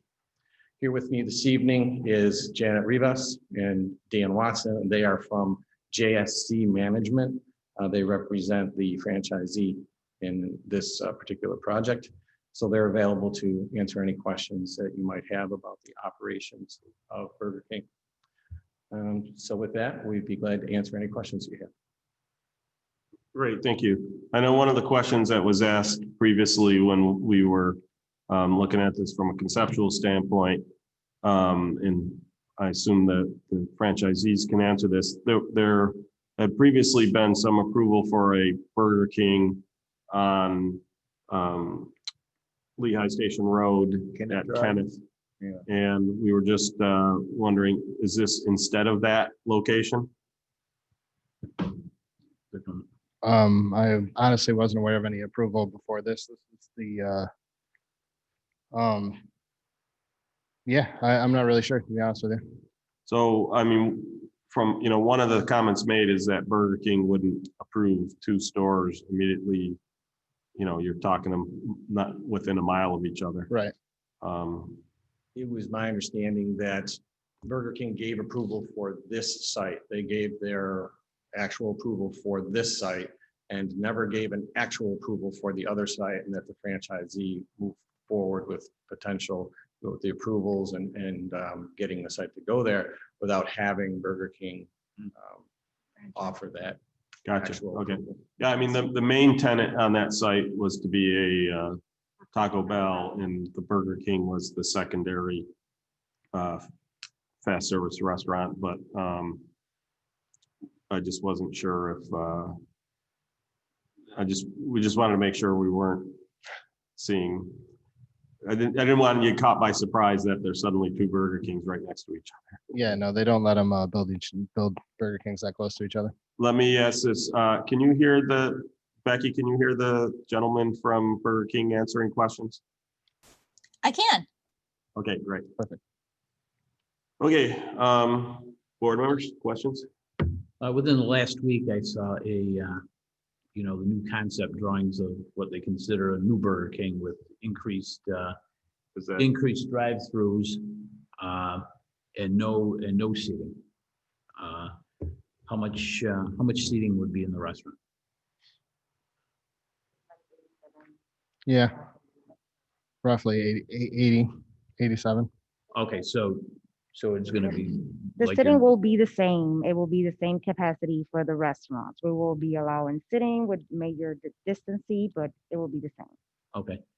And is it the same franchisee who owns the one 2 miles down the road that's now empty on the corner of? No, that one's owned by Carol's. Okay, that's Carol's. Okay. And is that one shut down? From my understanding, yeah, that one is no longer open. Do you have do you operate other stores in the area?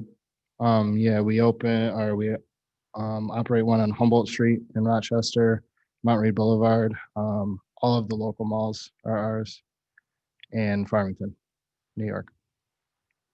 So you're not rookies at this. No, not at all. Humboldt, Mount Read, all the malls, yep. And then Farmington, New York. Farmington. Thank you. And then we own other stores in the New England area and Buffalo as well. Now, are you local or are you regional? I'm local. I actually run the store on Mount Read Boulevard. Gotcha. So you're and then the company manages more. Yeah, across the region. Gotcha. Mhm. So would you be the new store manager? No, I would be in charge of training and developing the store Training manager. and store manager? Yep. Okay.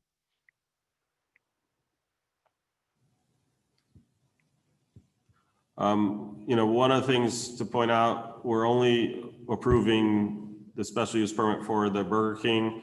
It shows likely other stuff on that. We're not approving that. There's potentially a second smaller quick service restaurant on there. There's potentially some stores, but that's not this approval process. This is just for the restaurant. Those would need separate approval. Just pointing that out.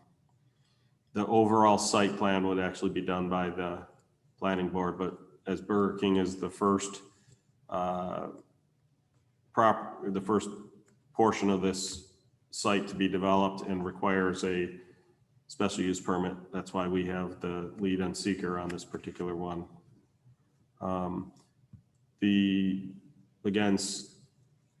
We issued our intent. Chris Martin, correct me if I stray. We issued our intent, but the 30 days is not expired. So, or am I getting it confused with the other ones? No, that's true. No, yeah, Mr. Supervisor, that's true. Both of these came in at the same time for us to declare our intent to be lead agent.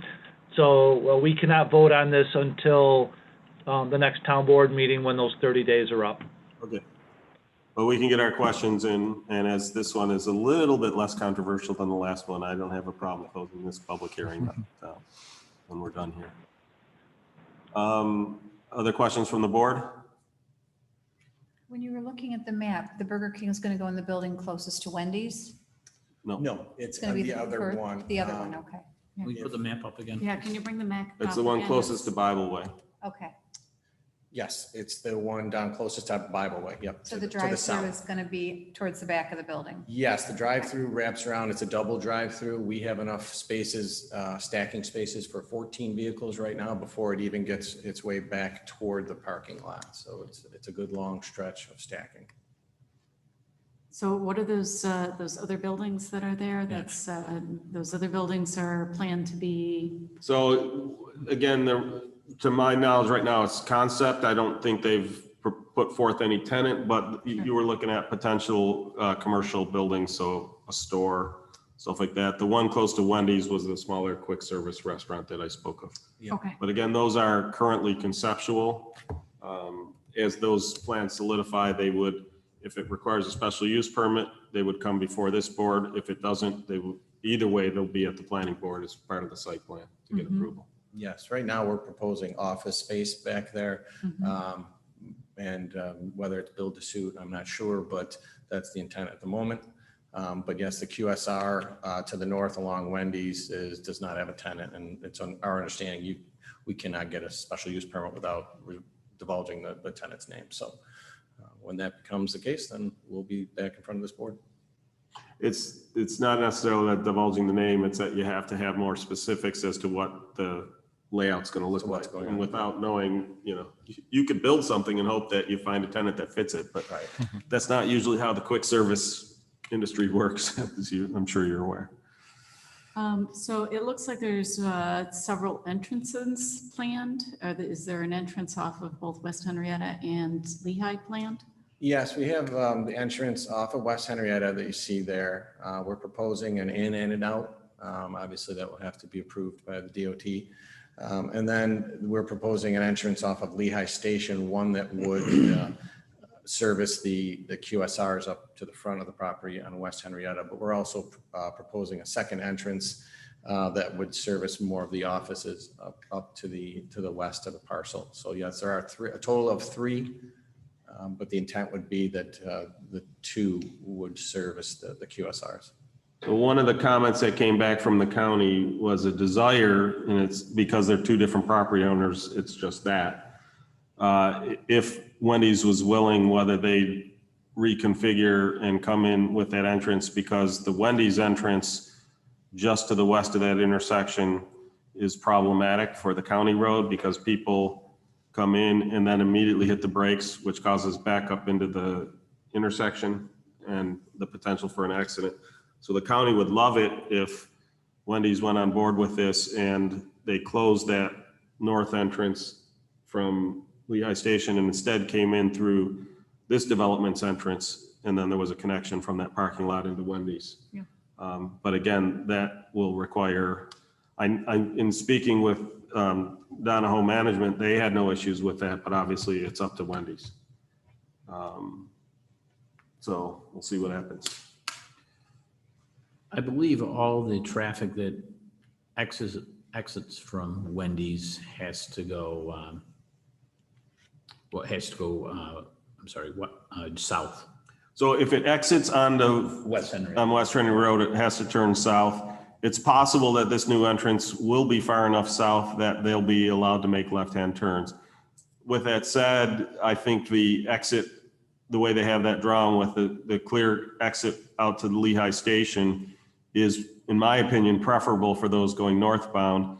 It's far enough back where they can get out and get over into the left-hand lane easily enough to be able to make the turn, especially since that lane has since now has a signalized left turn arrow. It's much preferred method for going northbound out of there.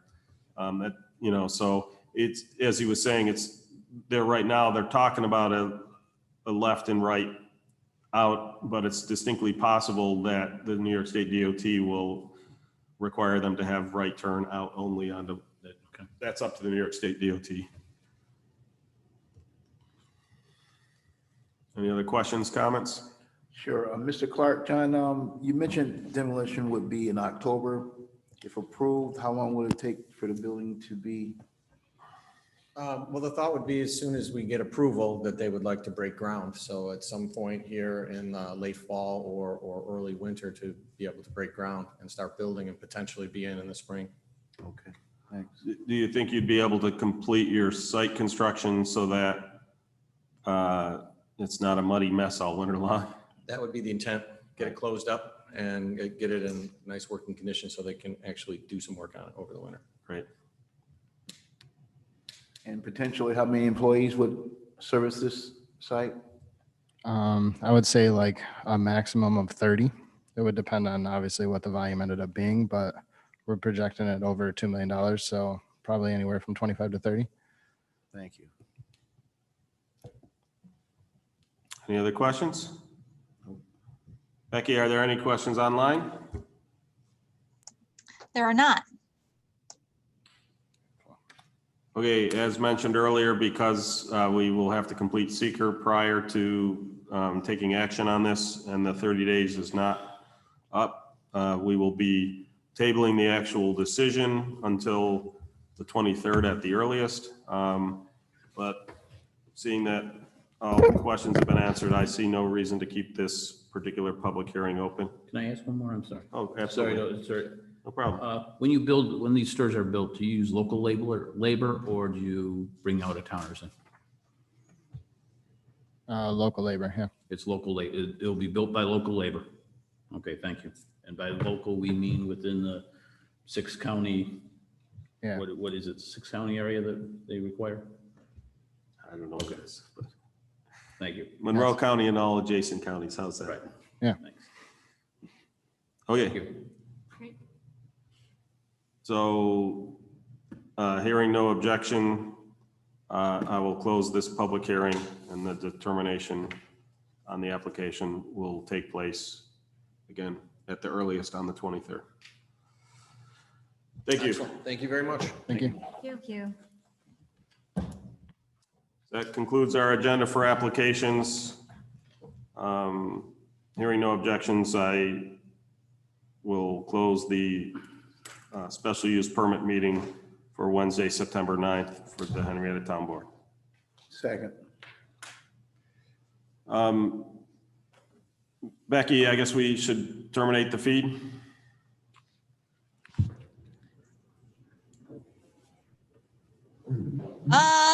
The Zoom folks are going to stay in. That's Zoom fine. folks are just going to keep it in to make it easier. Right. The stream I'm talking about. Yeah, the YouTube. Yep. I'm going to just stop.